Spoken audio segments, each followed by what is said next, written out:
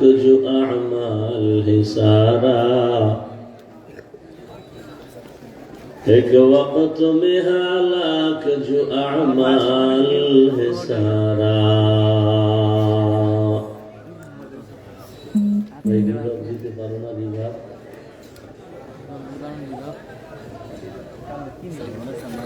হযরত আলী রাদিয়াল্লাহু তাআলা আনহু ইসলামী যুব সংস্থার উদ্যোগে আয়োজিত 2 দিন ব্যাপী তাফসীরুল কোরআন মাহফিল আজ সমাপনী দিন 5 ডিসেম্বর 2024।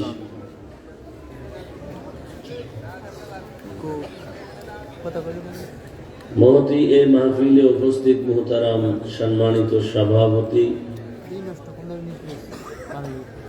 হযরত উলামায়ে কেরাম, অত্র অঞ্চলের বিভিন্ন স্থান থেকে আগত আল্লাহ পাকের আশিকিন, জাকিরিন, শাকিরিন, মুহিব্বিন, মুরব্বিয়ান আযম, কালিজার টুকরা আমার সমবয়সী যুবক বন্ধুগণ, স্নেহের ছোট ভাই, পর্দার আড়ালে মাইকের আওয়াজ শ্রবণরতা সম্মানিত মা ও বোনেরা, আল্লাহ পাকের দরবারে শুকর যে আল্লাহ আমাদেরকে সুস্থ রেখেছেন এবং পৃথিবীর শ্রেষ্ঠ মজলিস, উলামায়ে আহলে হকের মজলিস, গুনাহ মাফের মজলিস, বরকতিয়ে মজলিসে আমাদেরকে আল্লাহ কবুল করেছেন, হাজির হওয়ার তৌফিক দিয়েছেন। শুকর আদায়ার্থে ইমানের আওয়াজকে উঁচু করে এক আওয়াজে উচ্চ কণ্ঠে দিল থেকে জবান খুলে মহব্বতে পড়ি আলহামদুলিল্লাহ। দরুদ ও সালাম সৈয়দুল মুরসালিন, রাহমাতুল লিল আলামিন, শফিউল মুজনিবিন, খাতামুন নবিয়্যিন, সৈয়দুস সাকালাইন, ইমামুল মুরসালিন, শফিয়ে আযম, রাসূল আকরাম, রহমতে আলম, নবিয়ুল আরব আল আজম, হাবিবে কিবরিয়া, अशरफुल अंबिया, शफीए महशर, साक़िए कौसर, आक़ाए नामदार, मदीना का ताजदार, आफ़ताब नबूवत, फ़ख्र मौजूदात, सय्यदुल मखलूक़ात, हज़रत मुहम्मदुर रसूलुल्लाह সাল্লাল্লাহু আলাইহি ওয়া আলিহি ওয়াসাল্লামের উপর সর্বোপরি শুকর যাদের অক্লান্ত পরিশ্রমের মাধ্যমে আজ সুন্দর আয়োজন, সময়, পরামর্শ, অর্থ দিয়ে দোয়া করে উপস্থিত হয়ে মাইক, লাইট, প্যান্ডেলের ব্যবস্থাপনার মাধ্যমে সহযোগিতার হাত যারা বাড়িয়েছেন, এলাকার যুবক, বৃদ্ধ, ব্যবসায়ী, শ্রমিক, চাকরিজীবী, বিভিন্ন শ্রেণী পেশার মানুষ প্রত্যেককেই আল্লাহ পাকের খেদমতের বরকতে দুনিয়াতে শান্তি, পরকালে মুক্তির ব্যবস্থা করে দিন।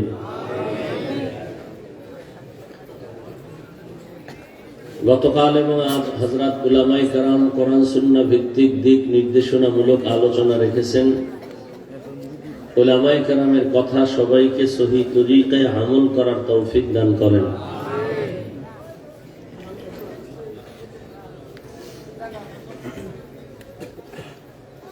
উলামায়ে কেরামের ইজ্জতকে আল্লাহ বেশি বেশি বাড়ায় দেন।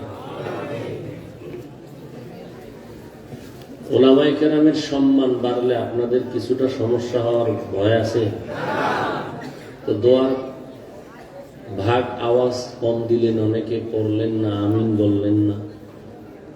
আবার বলছি, আল্লাহ উলামায়ে কেরামের ইজ্জতকে বেশি বেশি বাড়ায় দেন। মহব্বতে বলবেন, জোরে চিল্লানোরও দরকার নেই, আবার একেবারে অলস হয়ে বসে থাকারও দরকার নেই। কবুল হয় মতো মন নিয়ে বলতে হবে, তাহলে কবুল হবে ইনশাআল্লাহ। পাশাপাশি আরেকটু দোয়াও করি, যারা উলামায়ে কেরামের বিরোধিতা করে বিভিন্ন ভাবে, লেখার দ্বারা হোক, ফেসবুকে হোক, মিডিয়ায় হোক, ইশারায় হোক, সরাসরি হোক, আল্লাহ তাদের হেদায়েত দান করেন। ওলামায়ে কেরাম যতদিন আছেন ইসলাম ততদিন আছে। আর এই ওলামায়ে কেরাম তৈরি হওয়ার একমাত্র ফ্যাক্টরি মাদ্রাসা। বক্তা, পীর, মাশায়েখ, তাবলীগ, মুবাল্লিগ, মুজাহিদ। ওলামায়ে কেরাম নবীদের ওয়ারিস।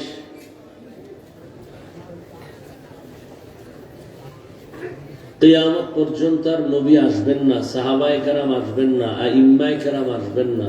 এই জাতিকে জান্নাতের পথে আহ্বান করবেন ওলামায়ে কেরাম।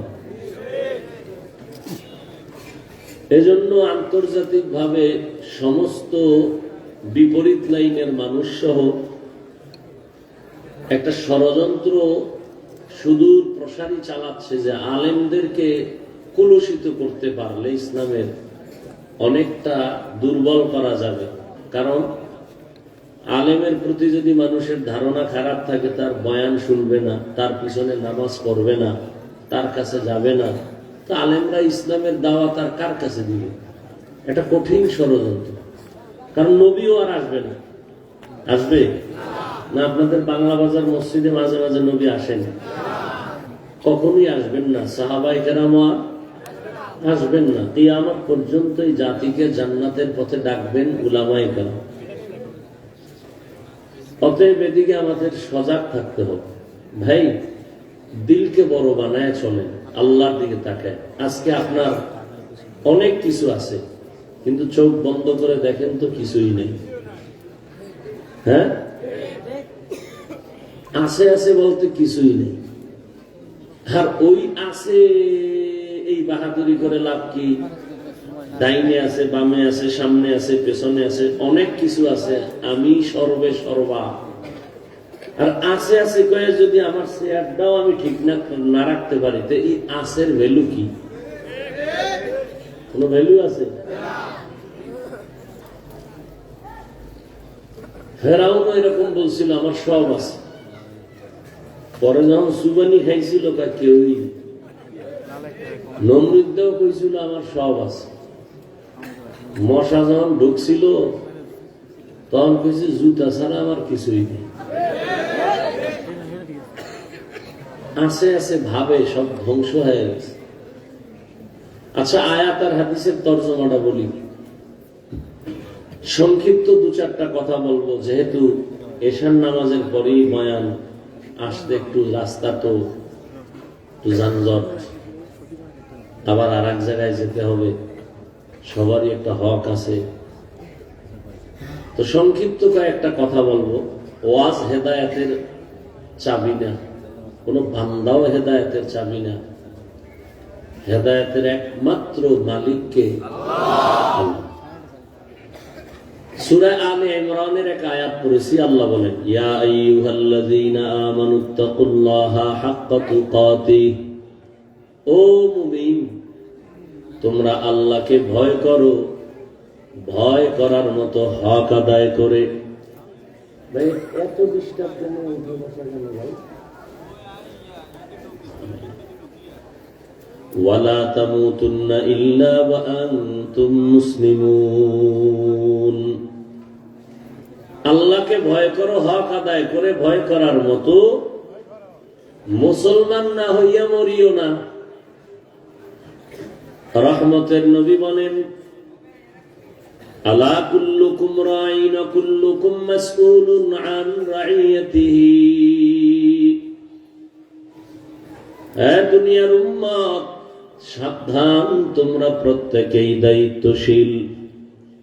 আল্লাহর আদালতে দাঁড়াইয়া সবার জবাব দিতে হবে। দায়িত্বের অবহেলা না, যথাযথ পালন হইল কি না হইল। তর্জমা শেষ। এবার সংক্ষিপ্ত কিছু ব্যাখ্যা। উলামায়ে কেরাম, মুফাসসিরিনে কেরাম যে ব্যাখ্যা করেছেন, এটি মুখস্থ করে আসছি, আপনাদের শুধু রিপিট করব। নিজের থেকে বানায় বলার কোন যোগ্যতা বা সাহসও নাই। বাকি আপনাদের দোয়া আমার খুব জরুরি দরকার। আপনারা যদি একটু দোয়া করেন, সবাই তো আর বড় দোয়া করে না, করেন। আর যেটিতে বড় দোয়া করে ওটির বড় দোয়া কামেও লাগে না। আর যারা ভালো মানুষ এরা কখনো বড় দোয়া করে না, দোয়া করে। আর তাদের দোয়া খুব আমার দরকার, আপনাদের দরকার না হলেও। কারণ আমার এলেমও নাই, আমলও নাই, এই দোয়া দায়ী লয়ে একটু চলতেছে। এই দোয়া না থাকলে তো কিছুই নেই। আপনারাও এখন, আমিও করি যে হাফিজ সাহেবের কিছুই নেই, আমিও আমার কিছু নেই। আল্লাহ সম্মান কেন দিচ্ছেন? আমার বাবার দেওয়ার ক্ষমতা নেই। নোয়াখালীওয়ালারা যদি আমার জীবনও না ডাকে, আসার কোন সুযোগ আছে? তার মানে কি এই যে নোয়াখালী না আসলে না খাই মরে যাব? রিজিকের মালিক কে? গর্তের পিপিলিকার খানা কে দেন? উড়ন্ত পাখির পেট কে ভরায় দেন? জঙ্গলে হাজারো প্রাণীর খানা কে দেন? নদীর মধ্যে হাজারো ধরনের মাছ কে খাওয়ায়? আহা, গর্তের পিপিলিকার খানা যে আল্লাহ দেন, এরা দামি না আমরা দামি? কি জঙ্গলের প্রাণী দামি না আমরা দামি? তা আল্লাহ যদি জঙ্গলে খানা তো দেয় না, জঙ্গলের পশু আপনাদের চাটকিল বাজারে 8টার সময় এসে নাস্তা খায়, ওদের কাছে আল্লাহ পৌঁছায় দেয়, পৌঁছায় দেয় না? তাহলে ওরা দামি না আমরা দামি? আল্লাহ তো আমাকে আরো আগে দেওয়ার কথা, বাসায় খানা দিয়ে যাওয়ার কথা। আমাকে এত কষ্ট কেন খানায়? কারণ কি? আমরা তো আল্লাহর কাছে সব থেকে বেশি প্রিয়। নূরের সৃষ্টি ফেরেশতারাও প্রিয় না, জিনেরাও প্রিয় না, আমরা প্রিয়। আমাকে এত কষ্ট কেন খানায়? যাও কষ্ট করে কামাই করে খাই, খাওয়ার মধ্যেও ভেজাল। ভাত খাবো, চালের মধ্যে ভেজাল, তরকারির মধ্যে ভেজাল, ফল ফ্রুটের মধ্যে ভেজাল। ভেজাল গুলো কি আল্লাহ দিছে? কে ঢুকাইছে? আমরা। এই ভেজালের কারণে আমাদের রিজিকের বরকত কমে গেছে। নাহলে আল্লাহ বনি ইসরাইলদেরকে তো দিছিলেন খানা। সন্ধ্যাবেলা এই নিশিরের মতো, কুয়াশার মতো, বৃষ্টির হালকা বৃষ্টির মতো হালুয়া পড়তো জমিনে, আর ছোট ছোট একটা পাখি, আস্তা পাখি বোনা হয়ে পড়তো, আর বনি ইসরাইল এগুলো খাইতো। আল্লাহ কইছিল, এই মুসা, তোমার উম্মত বেশি চালাক, মজা পাইয়া যেন উল্টা পাল্টা না করে। কি যদি রেখে দেয় তো পরের দিন খানা বন্ধ হয়ে যাবে, রেখে যেন না দেয়। এরা ঠিকই খাই, মজা পাইয়া আজ সব খাইস না, কাল খাবো। আল্লাহ পরের দিন আসমান থেকে খানা বন্ধ করে দিলেন। নবীজি আফসোস করেন, এই চালাকি ওরা না করলে আমার উম্মতরা কিয়ামত পর্যন্ত বালিশের পাশে খানা পাইতো আসমান থেকে। তারপরে যা পাই ভেজাল কেন? আমাদের নিজের চরিত্র, অন্তর খারাপের কারণে খানার মধ্যে ঝামেলা ঢুকছে। যেই ফল ছিল ভিটামিন, এটা এখন হয়ে গেছে বিষ। আল্লাহ হেদায়েত দান করুন। তো যে কথা বলতেছিলাম, উলামায়ে কেরামে জাতির রাহবর, যুবক বাবারা এখানে অনেকেই শিক্ষিত মানুষ। আর নোয়াখালী তো মোটামুটি দুনিয়ার লাইনেও ধর্মীয় লাইনেও আমরা জানি শিক্ষার হার বেশি। কারণ এই নোয়াখালীর মুন্সি একটা নাম আছে, ছোটবেলা থেকে শুনতাম, নোয়াখালীর মুন্সি। যাইতো সারা দেশে যাই যাই মানুষের আরবি শিখাইত, কোরআন শিখাইত। আর এই নোয়াখালীরা কষ্টি পাথর তো হাবিবুল্লাহ মিসবাহ রহমতুল্লাহ। মা থাকতে সন্তান মায়ের মর্যাদা বুঝে না, এটাই। কে সে হাবিবুল্লাহ মিসবাহ মানুষ চিনে নেই। উজানির কারি ইব্রাহিম নোয়াখালীর কষ্টি পাথর, নোয়াখালীর না। বাবার টাকা বালিশ বানায় ঘুমায়, টাকায় লাথি মেরে চলে গেছে কোরআন শিখতে দেও মন। কে সে ইব্রাহিম? কচুয়া থানার উজানি বিশাল হিন্দুদের মালিকানার জঙ্গল কিনা সাফ করতে গিয়ে দেখে একটা গম্বুজের ভেতরে বাঘ তার বাচ্চাকে দুধ দেয়। কারি ইব্রাহিম কয়, এই বাঘ, আমরা বনিয়াদ মারছি, এখানে থাকবো, তুমি তোমার আলাদা জায়গায় চলে যাও। বলতে দেরি, বাঘ তার বাচ্চা কাঁধে নিয়ে রওয়ানা হতে দেরি হয়নি। আমনে সুবহানাল্লাহ কোন আর কিছু হুজুরেরা 13 বার কইব নাউজুবিল্লাহ, এটা কেমনে সম্ভব? চিল্লেন না ভাই, 5 তারিখ চিল্লেছেন, আবার কি কিলে গিলি আছে তা চিল্লেন কেন? ঠান্ডা মাথায় ভদ্র ফ্যামিলির সন্তানের মতো চুপচাপ কিছু কথা শুনেন। চিল্লানির দরকার হইলে আবার হুজুরেরা ডাক দেবে, আবার নামবা। এটা সর্বনাই বললে আইছি না যে কাফনের কাপড় রেডি রাখো। তোমরা স্বাধীন স্বাধীন করে নাকে তেল লাগায় ঘুমাও। দেশ যদি স্বাধীন হয় তো চট্টগ্রাম আইনজীবীর গলায় ছুরি চলে কেন? কিসের স্বাধীন? মুসলমান স্বাধীন বলে চিৎকার দিবে সেদিন যেদিন ইসলামের স্বাধীন হবে। কিসের স্বাধীন? মুসলমান স্বাধীন বলে ঘুমাবে সেদিন এ জমিনে উলামায়ে কেরাম সিনাকে টান করে কোরআনের কথা বলবে, কোন সুদ করবে না, নামাজির অনুমতি লাগবে না যেদিন। আশ্চর্য, এখনো শুনি কিছু কিছু জায়গায় ওয়াজ মাহফিলে বাধা হয়। আমি সেদিন উত্তরবঙ্গে এক জায়গায় বলছি, বাধাটা দেয় কোন চান্দু, লিস্টিটা দাও। কি কয় রেকর্ড কর, কোন আলেমের সাথে যে বেয়াদবি করবে সাথে সাথে ভিডিও করো, লিস্টি দাও, আবার আন্দোলন হবে জালেমের বিরুদ্ধে। আবার মুসলমানের আন্দোলন একবার না বারবার। মুসলমান জীবন একবার দেয় না, বারবার দেয় জালেমের বিরুদ্ধে। তবে তোমার আসল বন্ধুকে তুমি চিনো, তুমি এখনো বন্ধু চিনো না। তুমি যাকে ভালোবাসো সে তোমার বন্ধু না, তোমাকে যে ভালোবাসে সে তোমার বন্ধু।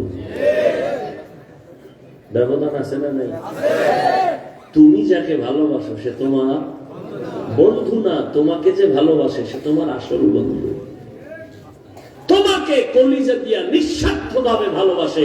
আল্লাহর কসম করে বলে গেলাম, নোয়াখালীর মানুষ মুখে কইলে বিশ্বাস করবি না, অন্য হুজুরে কইলে করতেও পারো, আর আমার উপরে তো অ্যালার্জি বেশি, এই জন্য কোরআনটা হাতে নিলাম। কোরআন হাতে নিয়ে বলছি, যদি বিশ্বাস না করো তাহলে তোর ভিতরে ঝামেলা আছে, তোর অন্তরও খারাপ, তোর ঈমানও খারাপ। আল্লাহর কসম করে বলে গেলাম, আল্লাহর কোরআন সাক্ষী, পৃথিবীতে নিঃস্বার্থ কোন বন্ধু এখনো পাও নাই দুনিয়াতে। তুমি যাকে বন্ধু বলো, আমি বলি চ্যালেঞ্জ, সব ধান্দাবাজ আর চান্দাবাজ। একমাত্র তোমার নির্ভেজাল বন্ধু, নিঃস্বার্থ বন্ধু, তোমার কলিজার বন্ধু একমাত্র উলামায়ে কেরাম। ছাত্রদের আন্দোলন, আলেমরা সব যখন নামছে, ছাত্র লইয়া সফলতার চাঁদ উদিত হয়েছে, কিন্তু আলেমরা ক্ষমতায় উঠবে এই জন্য চিল্লায় নাই। কইছে এই উপদেষ্টা নাম আমরা উঠবো, কইছে, কিন্তু ওলামায়ে কেরাম রেড সিগন্যাল দিয়া রাখছে, জুলুম করলে ছাড় নাই, আবার আন্দোলন হবে। কোন কথা নাই। জমিন আল্লাহর, কোরআন আল্লাহর, কোরআন যার সিনায় আছে সে শ্রেষ্ঠ ব্যক্তি। উলামায়ে কেরাম এই জাতিকে নিয়ে যে ভাবনাটা ভাবেন, পৃথিবীতে কেউ এই ভাবনা ভাবে না। সবাই কি ভাবে, আমার চেয়ার কেমনে ঠিক রাখা যায়, আমার দলটা ঠিক মতো কেমনে উপরে উঠানো যায়, এই ধান্দা। সব ধান্দাবাজ আর চান্দাবাজ। একমাত্র নির্ভেজাল বন্ধু উলামায়ে কেরাম। এরা নিজের বউ মাইয়া বলা নিয়ে এত চিন্তা করে না, উম্মত নিয়ে যেই পরিমাণ ভাবে। সরকারি চাকরি করে, বেসরকারি চাকরি করে, কয় ঘন্টা? 8 ঘন্টা। ইমাম সাহেব ইমামতি করে, আর কয় ঘন্টা চাকরি? 24 ঘন্টা। ও 6 ঘন্টা না 8 ঘন্টা করিয়া পায় 20,000। টেবিলের তলে তো অগণিত মুক্তা। আর হুজুর মসজিদে নামাজ পড়ায় পায় 5,000, 7,000, 10,000, 6 মাস বাকি। ডিউটি 24 ঘন্টার রিমান্ড। একক তো না থাকলে রিক্সাওয়ালাকে হুজুর গেছিলেন কো? ইমাম সাহেব তুমি কে? আমি রিক্সার ড্রাইভার। পাওয়ার 5 টাকা বেতন দেই মাসে, এই পাওয়ার। আল্লাহ হেদায়াত দান করুন। সারা দুনিয়ার মাখলুকতের তুলনায় মানুষ দামি না? সব মানুষ দামি। তাহলে আমরা সব মানুষ হিসাবে আমরা এক। ভাই জাতে জাতে একটা টান আছে না? হিন্দু মানুষ, মানুষ না? আমরাও কি মানুষ? আব্বাজান আদমের আমরা সবাই সন্তান। তাহলে বাবা আদম হিসেবে হিন্দু আমার ভাই, খ্রিস্টানও আমার ভাই, সবাই আমরা মানুষ ভাই। আবার ইমানের বিচার করতে গেলে তখন যাদের ইমান নাই তারা আমাদের প্ল্যাটফর্মে নাই। মানুষ হিসাবে আমরা সবাই, ইমানদার হিসাবে আবার সবাই কিনা এক না। এবার ভাগ হয়ে গেল। এবার মুমিন মুসলমান আমরা সবাই এক। কি এখন কে মাওলানা না পরিচয়, আমরা মুসলমান, আমরা সবাই এক। কে কোন দল করেন এটাও কোনো ভেদাভেদ না, বিভাজন না। আমাদের মূল পরিচয় আমরা কি মুসলমান। এভাবে এখন এই যত কিলাকিলি করবা ইসলামের তত ক্ষতি হবে, লাভ হবে না। হবে কোনো লাভ হবে না। যত একতাবদ্ধতা হবে, মোহাব্বত হবে, তখন শক্তি বাড়বে। চিল্লানো লাগবে না, ব্যাট হাতে নেওয়া লাগবে না, খালি আমরা এক। এই শুধু একটা একে হাতে হাত রাখলে শুধু এতটুকুই ভণ্ড নাস্তিক বাতিলদের জন্য যথেষ্ট। যে সব আলেম ওলামা কি এক, সব ইসলামী দল এক, শুধু এক হতে পারলেই ফিডাফিডির দরকার নাই। সব নাস্তিক ঠান্ডা, অনুমতি আলেমদের চোখের দিকে তাকায় কোন নাস্তিক কথা বলতে পারবে না। সেই এক হওয়ার ক্ষেত্রে আমরা আলেমরা এগ্রি হয় না কেন? এই তুঙ্গ মতো কিছু অন্ধ ভক্তদের কারণে তোমরা ফ্যাস লাগায় রাখো খালি, ওই হুজুর খারাপ, এই হুজুর ভালো, এ আরশে আজিমে আছে, এ জান্নাতে আছে, ও জাহান্নামের মাঝখানে আছে। তোমরা এই যে ডিভাইডেড গুলো করো, এই ডিভাইডেডের কারণে ওলামায়ে কেরাম সব এক। আমরা এক জায়গায় বসি, দেখা হইলে এয়ারপোর্টে দেখা হয়, এক মিটিং এ বসি, সব এক। কত মোহাব্বত, কে কোন দল কারণে জানার দরকার নাই, সে আলেম, এটাই আমার মূল বুঝি। যতটুকু দূর আপনাদের এই দূরত্বের বিভাজনের কারণে অতি আবেগ, আল্লাহ হেদায়েত দান করুন। এগুলোর থেকে ফিরে আসেন। যদি ইসলামের ভালোবাসা অন্তরে থাকে, ওলামায়ে কেরামের ভালোবাসা নেন, ব্যক্তিকে ভালোবাসেন না, আলেম হিসেবে ভালোবাসেন। যে এদের কোরআন আছে সিনায়, ইলম আছে, আপনার কাছে ইলম নাই, কোরআন নাই, তাকওয়া নাই, চোখে পানি নাই, যার কাছে আছে তার কাছে আমি দুর্বল, এটা অন্তরে ঢুকাইয়া যে না আমি তো আলেম হতে পারিনি।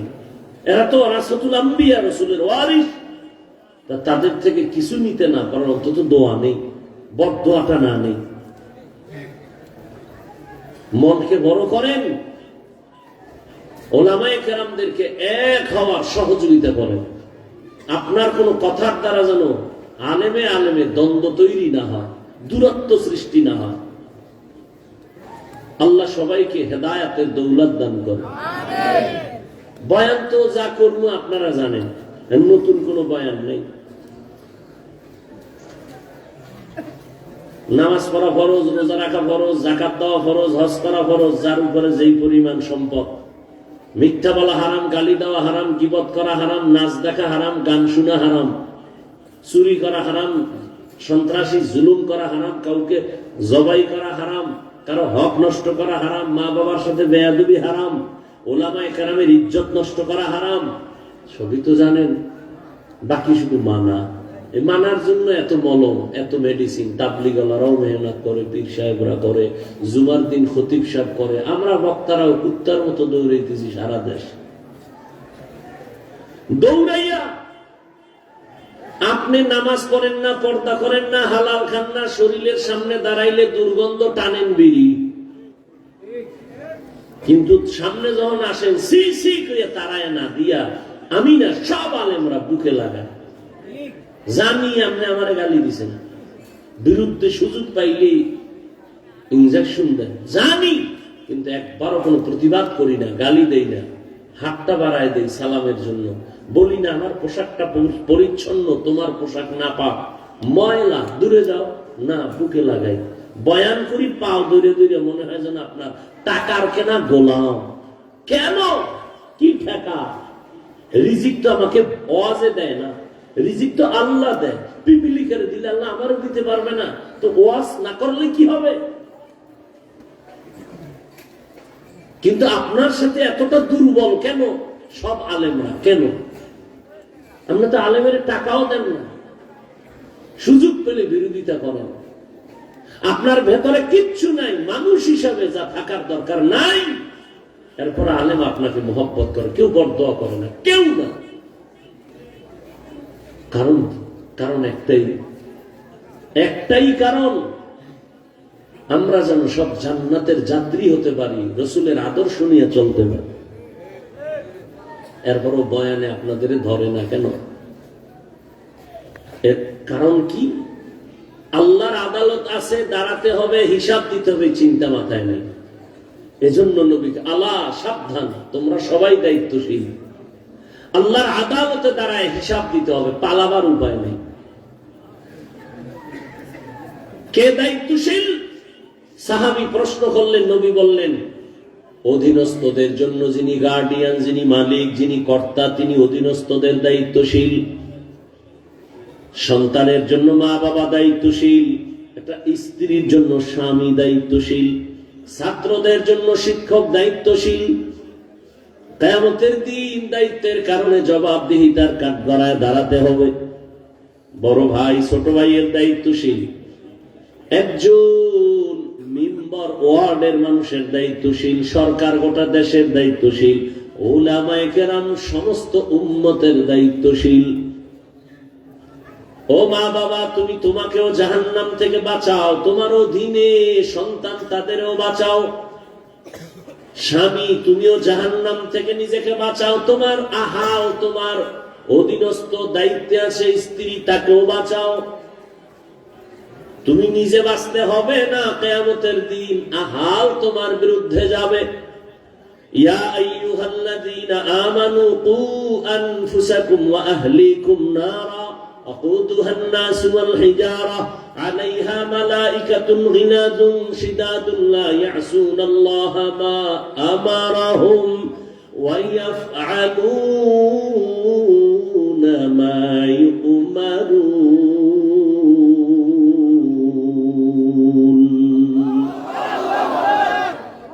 জাহান্নামের আগুন থেকে নিজেকে বাঁচাও, আহালকে বাঁচাও, মা বাবা বাঁচো, তোমার আহাল সন্তান ওকেও বাঁচাও, স্বামীও বাঁচো, তোমার আহাল স্ত্রী, স্ত্রীকে বাঁচাও, শিক্ষক তুমিও বাঁচো, তোমাকে জাহান্নাম থেকে বাঁচাও, তোমার আহাল ছাত্র এদেরকেও বাঁচাও।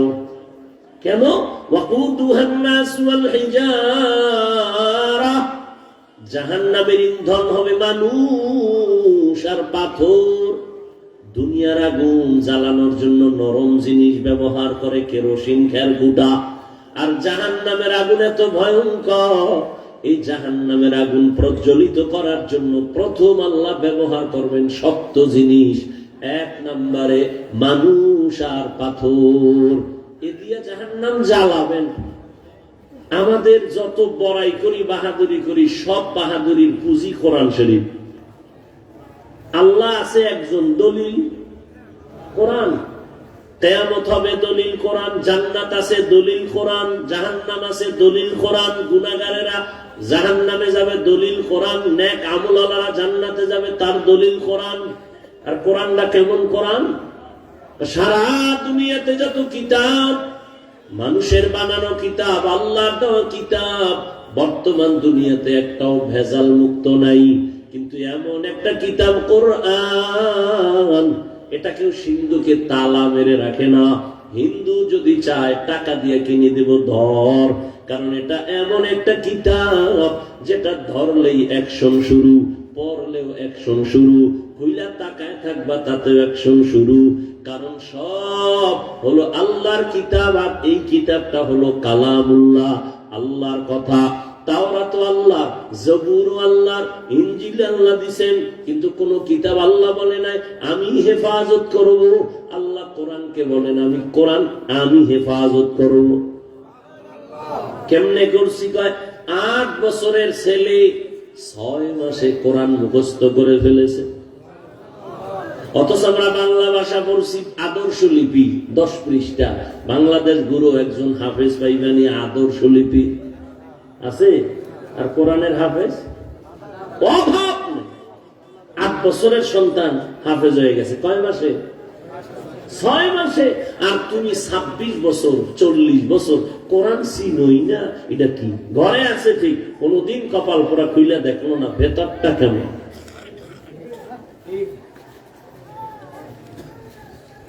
জাহান্নাম থেকে নিজেকে বাঁচাও। একজন সাহাবী বললেন, ইয়া রাসূলুল্লাহ, আমার মা নাই, বাবা নাই, ছেলে নাই, মেয়ে নাই, কেউ না, আমি একা, আমারও কি কোনো দায়িত্ব আছে? রহমতের নবী বলেন, ও সাহাবী, আপনি আপনার অঙ্গ প্রত্যঙ্গের দায়িত্বশীল। কিয়ামতের ময়দান আল্লাহ জিগাইবেন, 2টা হাত দিছিলাম দায়িত্ব কাজের জন্য, ডিউটি করার জন্য, হাত ওই ডিউটি করলো কিনা জবাব দাও। 2টো চোখ দিলাম, চোখ দিয়ে যে ডিউটি করতে বলছি দেখছি করছে কিনা বলো। অনেক গুনাহগারেরা মাইরের ভয়ে মিথ্যা বলে বলবে হ্যাঁ করছে। আল্লাহ কয় জবান বন্ধ। এবার হাতকে বলবে, এই হাত তুই নিজেরটা নিজে বল। কে বলবেন? অর্ডারটা কে দিবেন?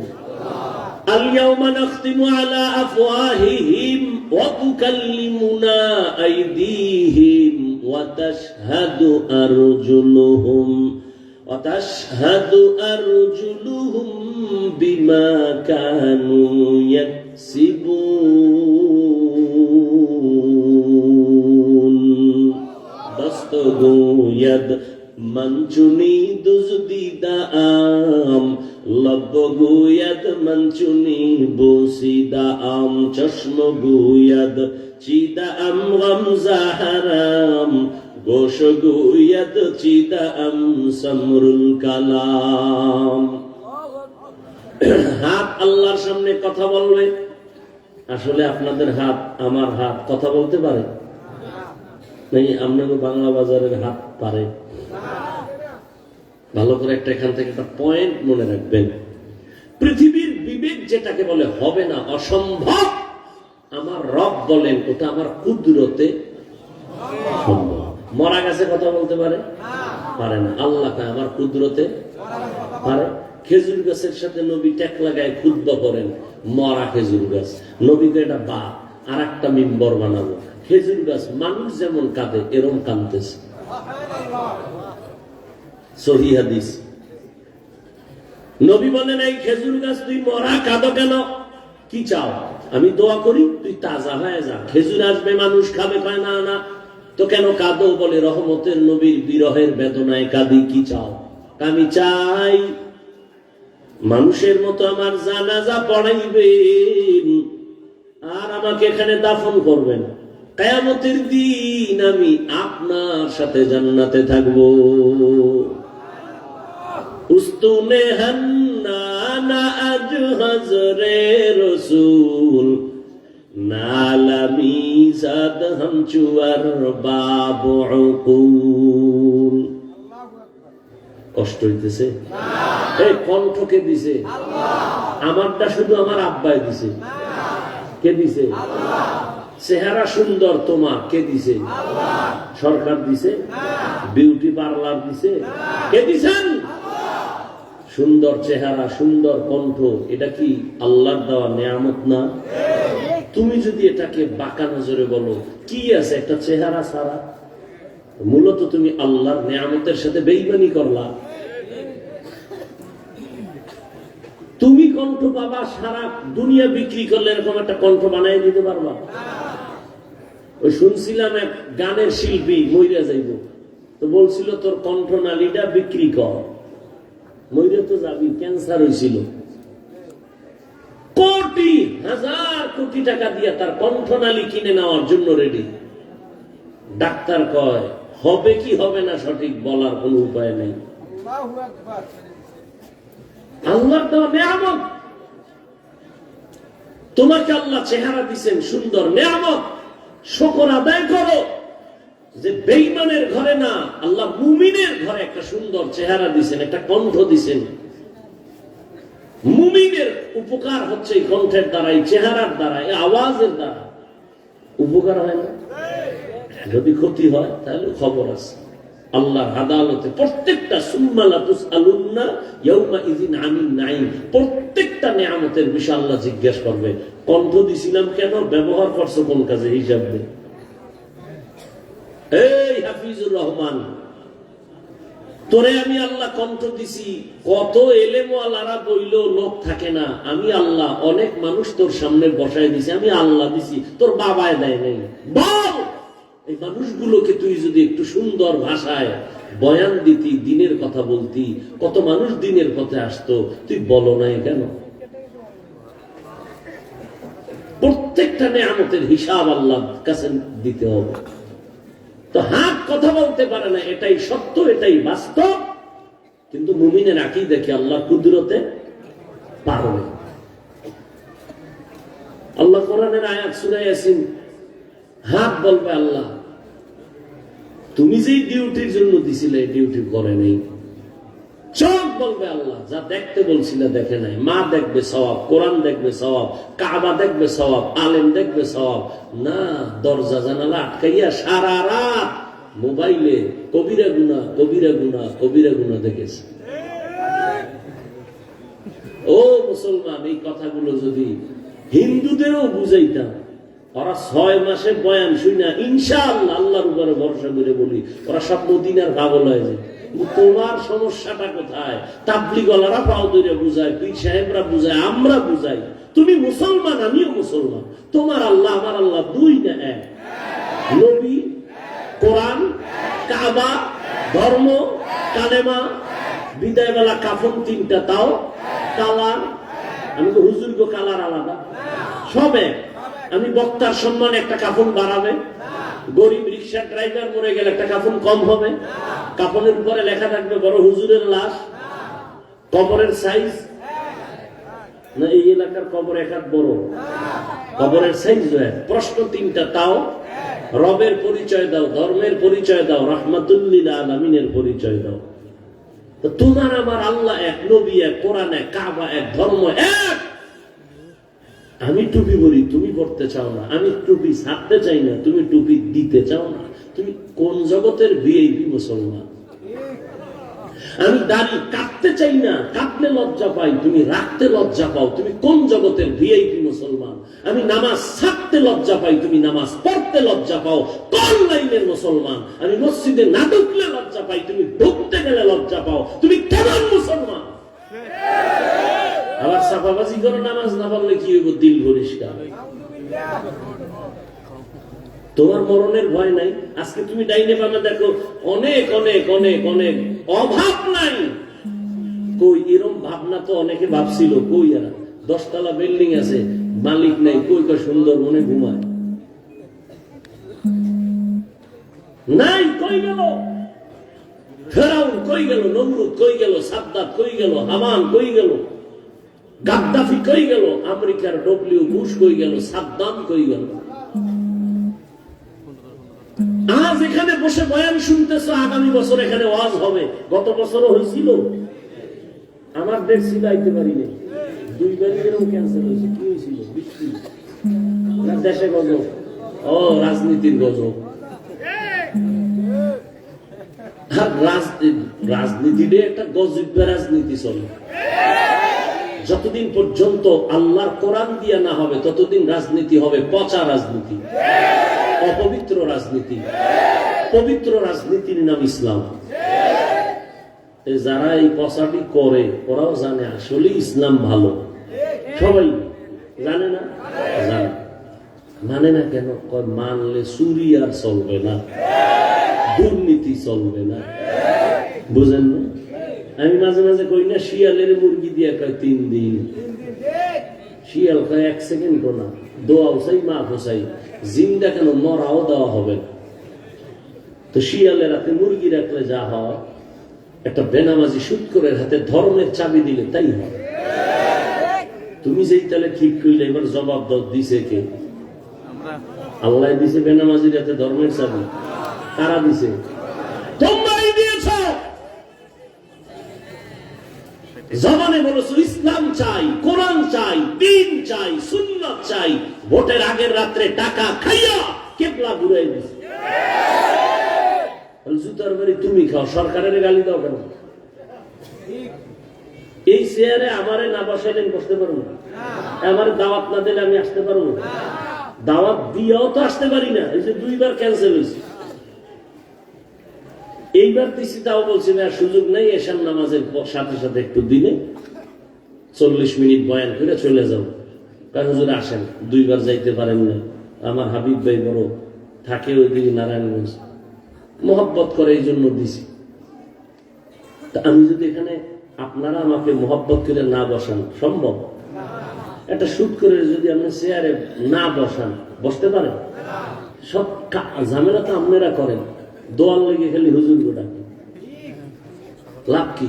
মুসা নবী দোয়া করছিল না, বৃষ্টি দাও, আল্লাহ হবে না কেন? এই জাগো লইয়ে দোয়া করো, এর মধ্যে জিনাকার আছে একটা, লাগাতার 40 বছর খালি জিনাই করে, ওরে উঠা, না হয় দোয়া কবুল হবে না।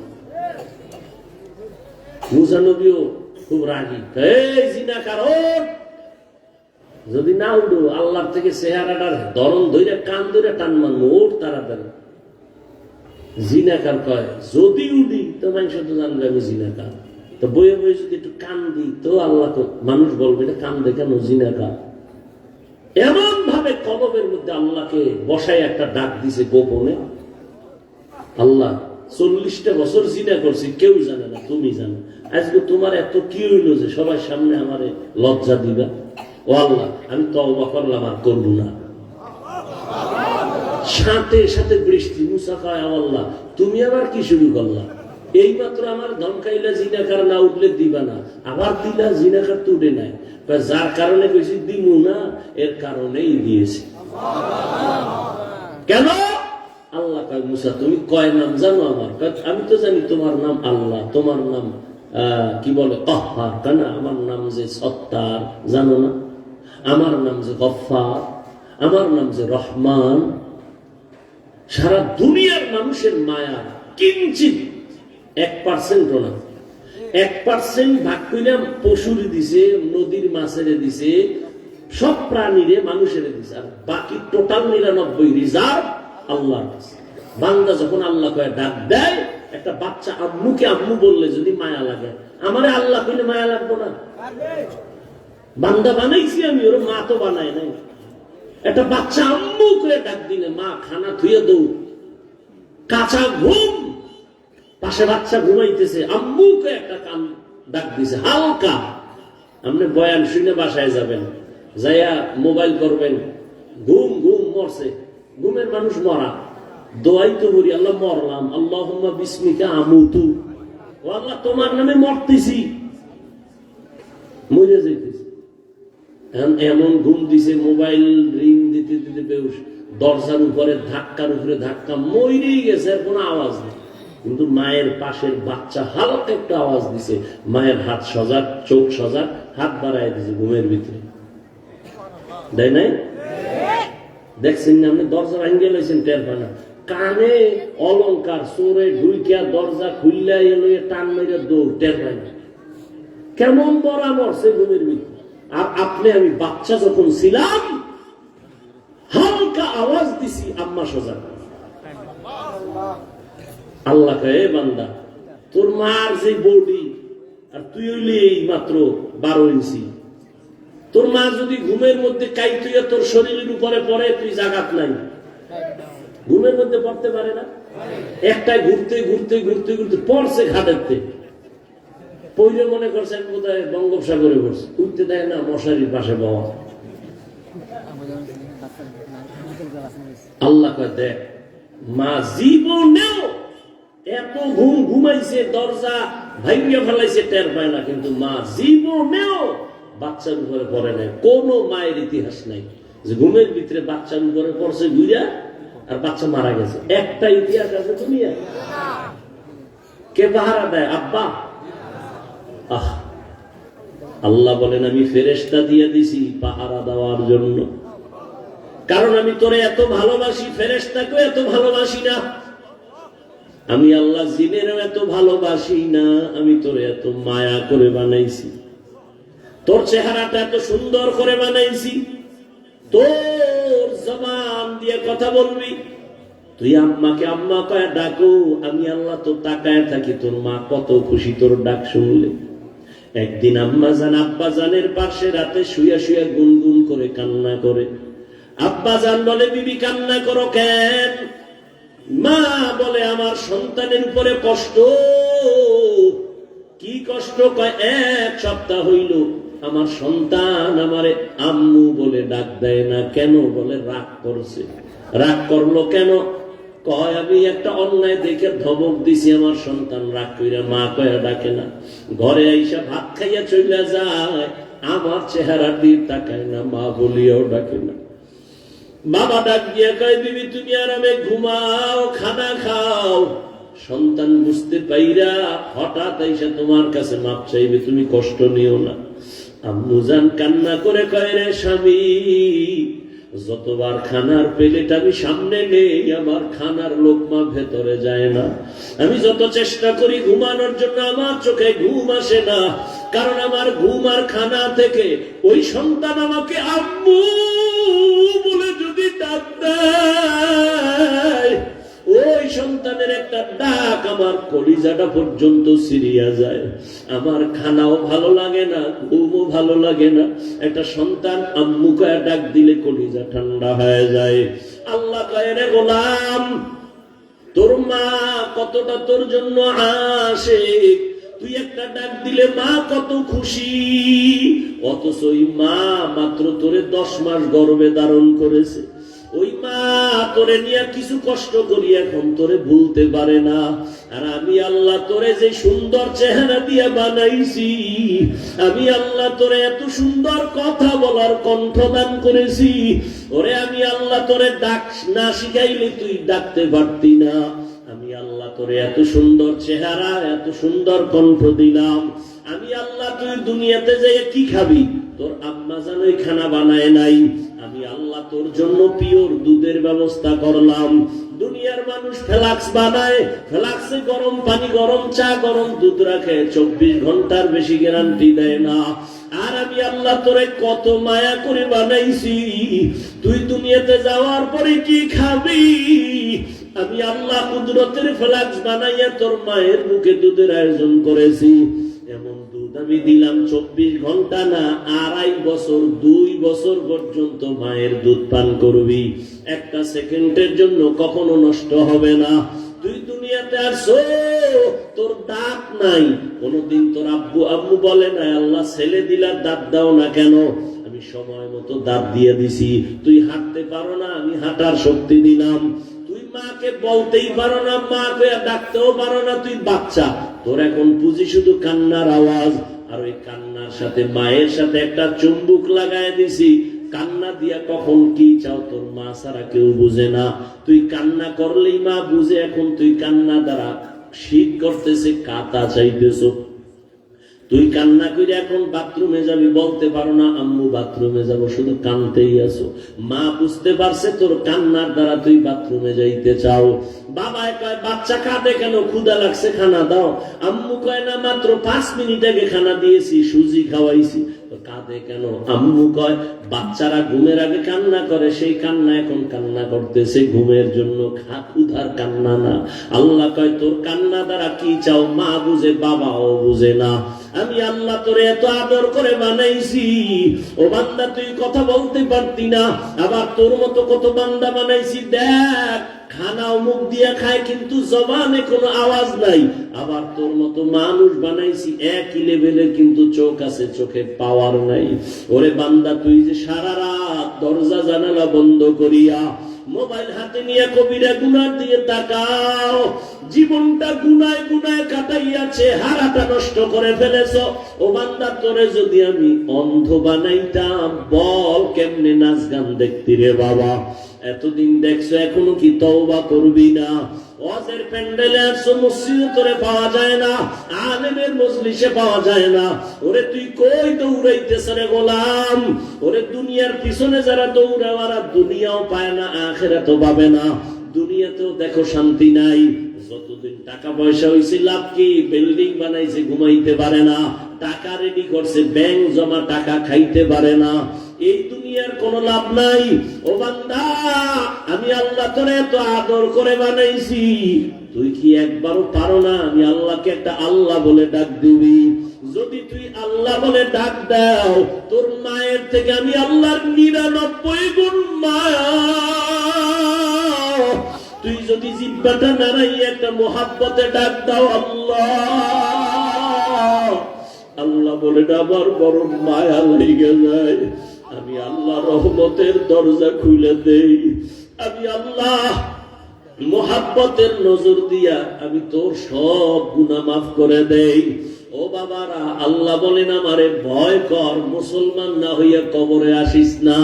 আল্লাহ বলে নাই বক্তা না হইয়া কবরে আসবি না, পীর না হইয়া কবরে আসবি না, নেতা না হইয়া আসবি না, মাওলানা না হইয়া মরবি না বলে নাই।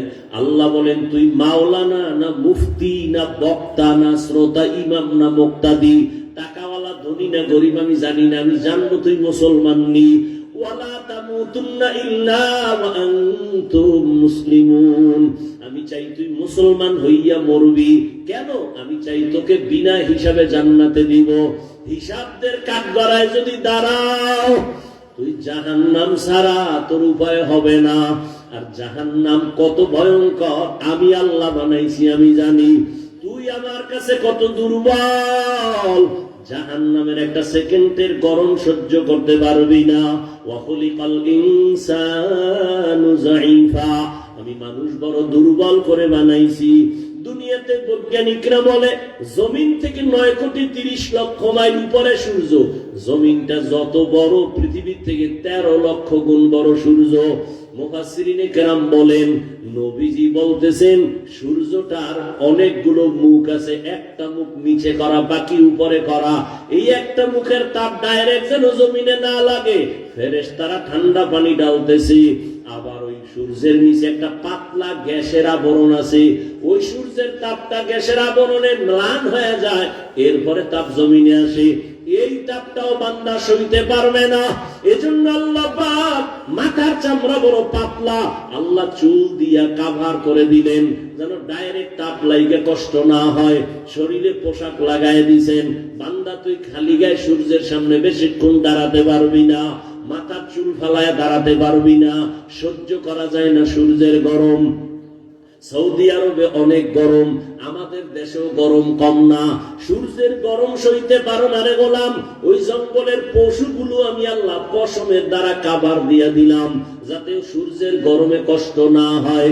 ও বান্দা, আমি আল্লাহ পাক রব্বুল আলামিন এই সূর্যের তাপ সামান্য সহ্য করতে পারো না। দিনের বেলা সূর্যের তাপ ছিল, রাতে নাই, এরপরও কেন গরম লাগে? ফ্যানের বাতাস না দিলে ঘুম হয় না, আবার এসিও চালানো লাগে, এত গরম। আল্লাহ পাক বলেন কিয়ামতের দিন ও নবী জানায় দেন এই সূর্যটা মাথার উপরে নামায় দিব। আল্লাহ নবী বলেন আল্লাহ অর্ডার করবে সূর্য তোর উপরে যত মুখ ছিল সব নিচে কর, যত তাপ আছে সব তাপ ছেড়ে দে। সব তাপ ছেড়ে যখন দিবে এই জমিনটাই হবে কিয়ামতের মাঠ। মক্কার পাশে আরাফার ময়দান হবে, আল্লাহর স্টেজ হবে, বিচারের আদালত। আল্লাহ অর্ডার করবে সূর্য তাপ ছেড়ে দাও। সূর্যের গরমে রহমতের নবী চোখের পানি ছেড়ে কান্না করেন। সূর্যের গরমে মাটির জমিনটা পুড়িয়া তামা হয়ে যাবে। অনেকে প্রশ্ন করছে স্বর্ণ হবে না কেন, রূপা হবে না কেন, তামা হবে কেন? রূপাও তো হতে পারে, স্বর্ণ হতে পারে, পিতল হতে পারে, তামা হবে কেন? মুফাসসিরিনে কেরাম এটার রহস্য বলছে স্বর্ণের মধ্যে ওই গুণ নাই, তামার মধ্যে যে গুণটা আছে, তোমার রূপার মধ্যে ওই গুণ নাই, পিতলে ওই গুণটা নাই। বলে কি কয় লোহার এক মাথা গরম হলে ভিন্ন মাথা গরম হয় না, স্বর্ণের এক অংশ গরম হলে ভিন্ন অংশ গরম হয় না, বড় একটা রূপার অংশ এক মাথা গরম করলে ভিন্ন মাথা গরম হয় না। কিন্তু তামা এমন একটা আল্লাহর পদার্থ, এক পার্শ্বে যদি গরম শুরু হয় পুরাটাই গরম হয়ে যাবে সমানভাবে। গরম তামা হবে জমিন, মানুষগুলো সব উলঙ্গ দাঁড়াবে, নারীরাও উলঙ্গ, পুরুষেরাও উলঙ্গ দাঁড়াবে। নবীজি একদিন আম্মাজান আয়েশার ঘরে বৈশা কান্না করতেছেন। আম্মাজান আয়েশা বলেন ইয়া রাসূলুল্লাহ, আমি আয়েশার কোন বেয়াদবির কারণে আপনি কষ্ট পাইয়া কাঁদেন? কয় না না, তো কেন কাঁদেন? বলে কিয়ামতের ময়দান যেদিন শুরু হবে আমার উম্মতের কেমন হালাত হবে সেই ভয়ে কান্না করতেছি। কি হালাত? আম্মাজানকে নবী বলেন ও আয়েশা, কিয়ামতের ময়দানে সব উলঙ্গ দাঁড়াবে, সূর্যের গরম, আর একদিকে জাহান্নামের আওয়াজ। জাহান্নাম এমন বড় বড় আওয়াজ দিবে, নবী বলেন হাসরের ময়দানটা থর থর করে কেঁপে উঠবে। আবার আল্লাহ রাগ হয়ে একটা আওয়াজ দিবেন, লিমানিল মুলকুল ইয়াউম লিল্লাহিল ওয়াহিদিল কাহ্হার। ও দুনিয়ার রাজা বাদশারা নেতারা বলো, আজকের এই আদালতের রাজত্ব কার? আল্লাহ পাকের আওয়াজে এমন বিকট হবে, কেউ জবাব না দিয়া বেহুশ হয়ে যাবে। আল্লাহ নিজে জবাব দিয়া বলবেন, মহারাগে রাগান্বিত আল্লাহ। সূর্যের গরম, জাহান্নামের আগুনের আওয়াজ। নবী কান্না করে, আয়েশা এমন অবস্থা যখন হবে নবীদের কোনো গুনাহ নাই, তারাও কান্না শুরু করবেন। আদম নবী উম্মতের চিন্তা বাদ দিয়া নিজের চিন্তায় কাঁদবেন। মুসা নবী কান্না করবেন, ইব্রাহিম নবী কান্না করবেন। সব নবীদের কান্না কি উপায় হবে আজ? আল্লাহ তো রাগ হইয়া গেলেন, একটা ঘোষণা দিয়ে দিলেন আজ আল্লাহ কঠিন রাগ। এখন আমাদের উপায় কি হবে? উম্মতেরাও পাগলের মতো দৌড়াবে, কোন নবীর কাছে গেলে একটু সুপারিশ পাবো। আদম নবীর কাছে যাবে, ফেরত চলে আসবে, পারবে না। মুসা নবীও ফিরাই দিবেন, ইব্রাহিম নবীও ফিরাই দিবেন। আম্মা জান আয়েশা বলেন, নবী তারপরে কি হবে? নবী বলেন, সর্বশেষ এই উম্মত গুলো আমি মুহাম্মদের তালাশ করবে। আম্মা জান আয়েশা বলেন, ইয়া রাসূলুল্লাহ, আপনাকে কোথায় পাওয়া যাবে ওই দিন? নবী বলেন, ওই দিন আমি আল্লাহর আদালতের সামনে মাকামে মাহমুদ, আমি আল্লাহর সামনে কুদরতি ভাবে চোখের পানি ছেড়ে সিজদায় পড়ে কান্না করব। আল্লাহ আমাকে বলবেন, নবী কাঁদবেন না, মাথা উঠায়া দাঁড়ান। আমি দাঁড়ানো মাত্র আল্লাহ আমার কান্না বন্ধ করে বলবে, যান, আপনি বেছে বেছে গুনাহগার আপনার উম্মত যারা সব জান্নাতের পথে নিয়ে যান। নবী তখন আপনি কি করবেন? আমি আমার উম্মত গুলো ধরে ধরে জান্নাতের পথের দিকে নিব। আম্মা জান আয়েশা বলেন, ওই উম্মত চিনবেন কি করে? মুসা নবীর উম্মত কোটি কোটি কোটি মানুষের ভেতরে, ঈসা নবীর উম্মত থাকবে, ইব্রাহিম নবীর উম্মত, দাউদ নবীর উম্মত, কেমনে চিনবেন? রহমতের নবী বলেন, ও আয়েশা, আমার উম্মত যারা 5 ওয়াক্ত নামাজ ওযু বানাইয়া আদায় করবে, কিয়ামতের ময়দানে ওযুর জায়গাগুলো নূরের আলোতে চমকাইতে থাকবে। আমি নবী দেখে দেখে জান্নাতের পথে নিয়া কাউসারের সামনে লাইনে দাঁড় করাবো। আমি নবী নিজের হাতে কাউসারের পানি পেয়ালা ভরে ভরে দিয়া আমার উম্মতের পান করায় বলবো, যাও, জান্নাতের গেটে একটা ওয়েটিং রুম আছে, ওখানে বসো। আমি নবী না আসলে তালা কেউ খুলবে না, তালার চাবি আমার হাতে, যাও ওখানে গিয়া বসো। আল্লাহর নবী এভাবে লাইনে পান করাইতে করাইতে হঠাৎ দেখবে একটা পর্দা পড়ে গেছে, মাঝখানের পিছনে আরো লোক আছে। নবী বলবেন, ও ফেরেশতা, আমার উম্মত শেষ? কয় না, এখনো আছে। তো পর্দা দিলা কেন? নবীকে ফেরেশতারা বলবেন, ইয়া রাসূলুল্লাহ, এই উম্মত গুলো আপনার, তবে সুন্নতের জবাই করেছে, নিজেও নামাজ পড়ে নাই, অন্যে নামাজ পড়তো তাও পছন্দ করে নাই, নিজেও হালাল খায় নাই, অন্যে হালাল খাইতো তাও পছন্দ করে নাই, নিজেও পর্দা করে নাই, অন্যে পর্দা করতো তাও পছন্দ করে নাই, নিজেও জিকির করে নাই, অন্যেরা জিকির করে পছন্দ করে না, নিজেও নবীর সুন্নাত মানে নাই, অন্যে সুন্নাত অনুযায়ী চলতে গেলে তাও পছন্দ করে না। নবী বলেন, তখন আমি একটু রাগ হইয়া উম্মতের ভাগায়া দিয়া বলবো, সোহকান সোহকালিমান গায়্যারা মিন বাদি, ভেগে যাও রে উম্মত, আমি তোমাদেরকে উম্মত বলে স্বীকার করি না। ও নোয়াখালী, ও বাংলা বাজারের মা বোনেরা, ও যুবক বাবারা, বৃদ্ধ বাবাজিরা, কিয়ামতের ময়দানে যদি বেনামাজির কাতারে দাঁড়াই, কিয়ামতের ময়দানে যদি আমার নবী তারাইয়া দেয় আর ওই কাতারে পড়িয়া যাই, সাথে সাথে আমার আল্লাহ পাকের আওয়াজ, আল্লাহ বলবে, জাহান্নামের ফেরেশতারাই বেনামাজি ওই বেপরদাওয়ালাদের জাহান্নামের শিকল দিয়া বাঁধো। ওয়াসিকাল্লাযীনা কাফারু ইলা জাহান্নামা যুমারা হাত্তা ইযা জাউহা ফুতিহাত আবওয়াবুহা وقال لهم خزنتها ألم يأتكم رسل منكم يتلون عليكم آيات জাহান্নামের শিকল লাগাইয়া এরপরে লাইনে দাঁড় করাইবে গুনাহগার। ওদের বাম হাতে আমলনামা দিব, তবে সোজা হাতে গুনাহগারের আমলনামা দিবেন না। আল্লাহ তখন রাগ হয়ে অর্ডার দিবে, এই গুনাহগার বেনামাজির বুকের মাঝে ছিদ্র করিয়া বাম হাত ঢুকাইয়া পিঠের দিকে হাতটা বের করো। আল্লাহর অর্ডারে ফেরেশতারা সাথে সাথে গুনাহগার দিলে ধইরা বুকের মাঝে ছিদ্র বানাইয়া বাম হাত ঢুকাইয়া পেছনে নিয়ে যাবে। আল্লাহ তখন পেছনের হাতে আমলনামা দিয়া বলবে, ইকরা কিতাবাকা কাফা বিনাফসিকাল ইয়াউমা আলাইকা হাসিবা।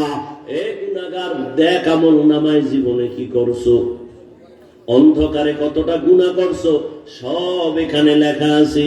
তখন ফেরেশতারা বলবে, আল্লাহ এই বান্দার হাত পেছনে, আমলনামা পেছনে, চোখ তো সামনে, কেমনে পড়বে? আল্লাহ আবার রাগ হয়ে বলবে, ওই গুনাহগারের ঘাটটা ধরিয়া মোচড় দাও, মোচড় দিয়া পেছন দিকে ফিরাইয়া দাও। ও আল্লাহর বান্দারা, যদি তুমি মনে করো হুজুরদের কথা মিথ্যা, তাহলে তোমারও আযাব নাই, আমারও কোনো আযাব নাই। আর যদি বলো সত্য, আর সত্যতার দলিল তো কোরআনে আছে, হাদিসে আছে, আবার আল্লাহ কিছু নগদ দেখাইছেন। এই বাংলাদেশে কত কবরে আগুন দেখা গেছে, কত কবরে ধোঁয়া দেখা গেছে, আবার কত কবরের লাশ 30 বছর পর কাফনটাও তাজা পাওয়া গেছে। যত কবরের লাশ কাফন সহ তাজা, সব নামাজিদের লাশ। আর যত কবরে আগুন আর ধোঁয়া, সব হলো বেনামাজিদের লাশ।